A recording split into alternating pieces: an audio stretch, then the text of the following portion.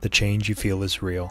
In 10 years, we'll look back and realize that this is the time that the trades changed, and it's happening with or without us. The market is strong, demand for our trades are high, and there aren't enough craftspeople to do the work.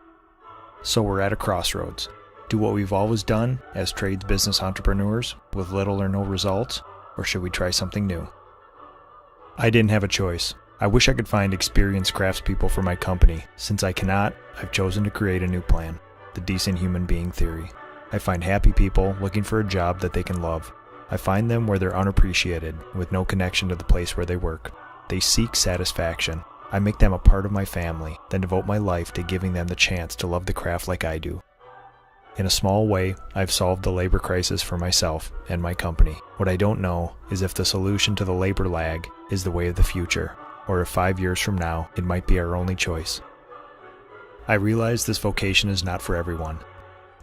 We'll always be on the search for new opportunities, but we're done seeking greener grass over taller fences. We get immense satisfaction from our days, and we get immense satisfaction from giving that opportunity to others, and will not be taking this for granted.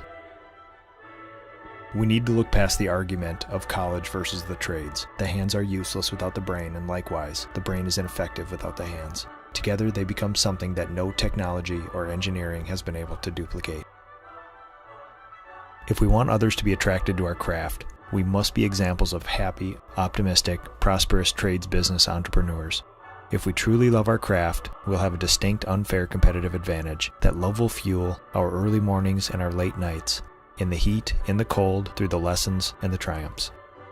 The trades are the real American dream, an opportunity to create freedom from a bit of grit and the genuine need to solve other people's problems. With nothing more than basic human decency and a sturdy work ethic, you can forge an independent future for yourself and your family. So, the change you feel is real. Are the trades going to be the place where people go when they can't get a real job? Or will the trades be the place where people go when they want a real opportunity or real freedom? It's up to us now. I'm in. Who's with me?